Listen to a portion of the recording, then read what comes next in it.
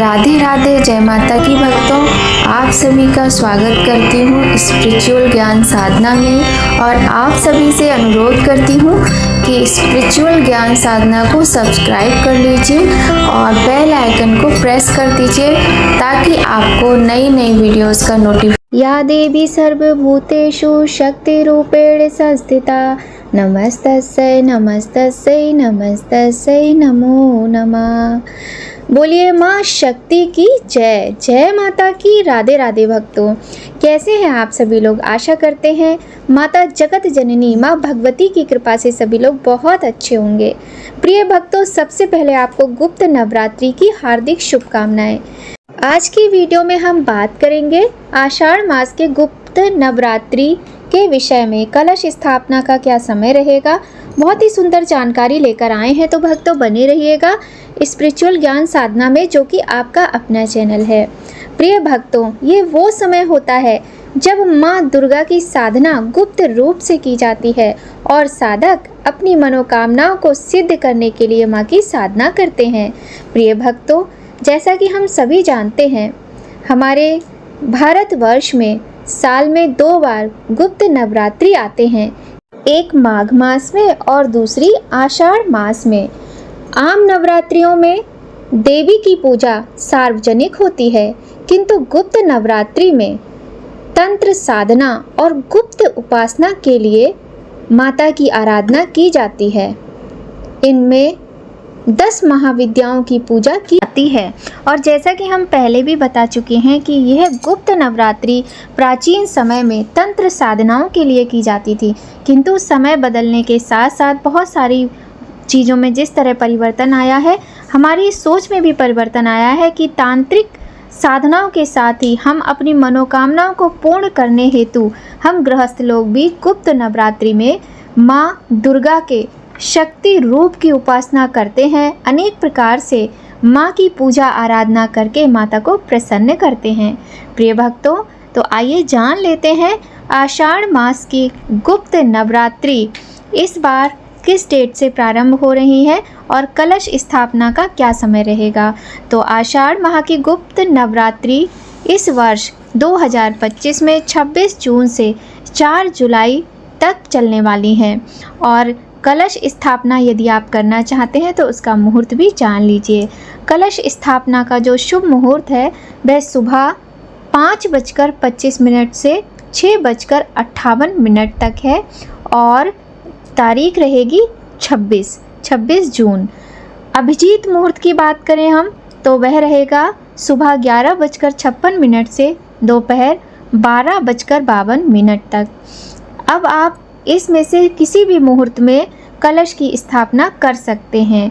यदि सुबह आप ना कर पाएँ तो आप दूसरे समय में यानी अभिजीत मुहूर्त में भी कलश स्थापना कर सकते हैं।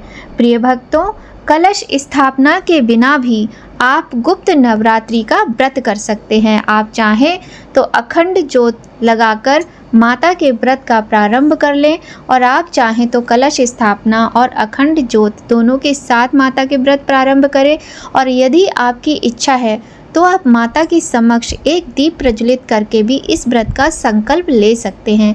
आपको ध्यान इस बात का रखना है कि ये गुप्त नवरात्रि है और गुप्त नवरात्रियों को गुप्त ही रखा जाता है। कहने का तात्पर्य है कि आप जो व्रत करें, पूजा करें, पाठ करें, उसके विषय में किसी से चर्चा ना करें। स्वतः किसी को पता चल जाता है वो अलग बात है, किंतु आपको अपने आप से किसी को नहीं बताना है। तो भक्तों, ये तो रहा कलश स्थापना का मुहूर्त। अब कलश स्थापना के लिए हमें किन किन वस्तुओं की आवश्यकता होती है यह भी जान लेते हैं।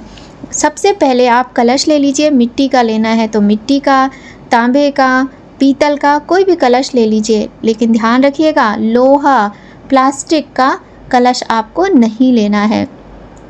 कलश के अंदर हमें क्या क्या डालना होता है यह भी आप जान लीजिए।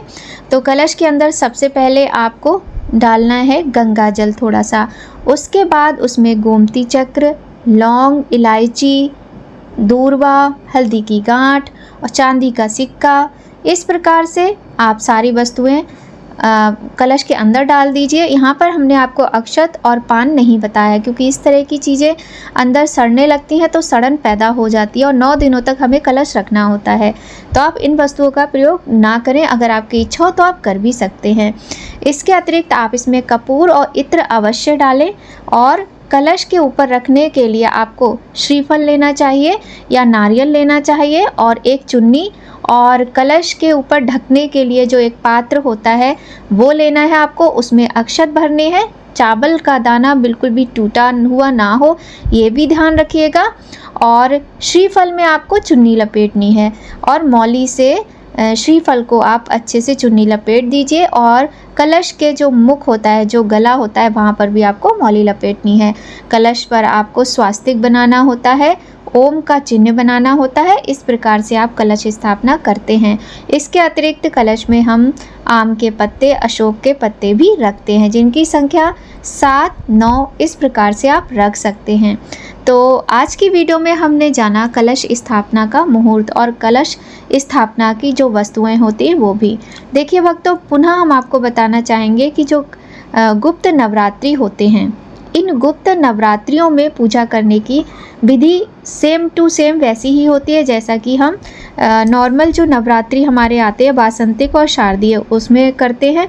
किंतु बस आपको यहाँ पर यह ध्यान रखना है कि ये गुप्त नवरात्रि हैं तो इनके विषय में किसी से आप बात ना करें, चर्चा ना करें और आप अपना व्रत करें। आप ऑफिस जाएं, जो भी हो, और आप नियम और संयम के साथ व्रत करें। जैसे घर में स्वच्छता रहनी चाहिए, आपको साफ सफाई का ध्यान रखना है।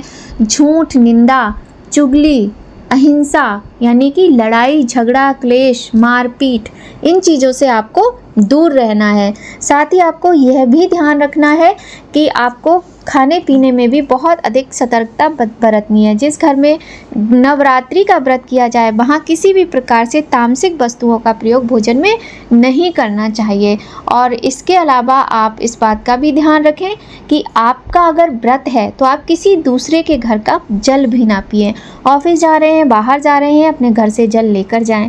और यदि कलश स्थापना करें, अखंड ज्योत की स्थापना करें तो घर में ताला ना लगाएं। ये कुछ बातें हैं जिनका आपको ध्यान रखना चाहिए। 10 महाविद्याओं की पूजा तांत्रिक करते हैं किंतु हम गृहस्थ लोग माता के 9 स्वरूपों की ही पूजा गुप्त नवरात्रि में ही करते हैं। श्री दुर्गा सप्तशती का पाठ, दुर्गा चालीसा का पाठ, इस प्रकार से माता का पाठ करते हैं। डेली 11 करते हैं, हवन करते हैं और माता की आरती करते हैं। मंत्रों का जाप करना चाहिए। और ये जो दिन होते हैं ना, ये साधना के दिन होते हैं। तो आप एक बहुत ही उत्तम कोटि के साधक बनकर माता की साधना कीजिए। माँ बड़ी दयालु हैं, कृपालु हैं, अपने भक्तों के सभी कष्टों को दूर करती हैं। प्रिय भक्तों, आशा करते हैं कि आपको आज की ये वीडियो बहुत अधिक पसंद आएगी, क्योंकि आज की वीडियो में हमने जाना नवरात्रि, जो गुप्त नवरात्रि है आषाढ़ मास के, वो कब से कब तक है और कलश स्थापना का शुभ मुहूर्त क्या है। माता के इन पावन नवरात्रियों की आप सभी को हार्दिक शुभकामना। माता जगत जननी, माँ शक्ति, माँ भगवती आप सभी के सभी कष्टों को दूर करे। इसी कामना के साथ भक्तों, आप सभी लोग खुश रहिए, प्रसन्न रहिए, स्वस्थ रहिए, अपना और अपनों का खूब ख्याल रखिए। मिलते हैं आपसे नई कहानी, नई जानकारी के साथ नए वीडियो में। जय माता की भक्तों, राधे राधे।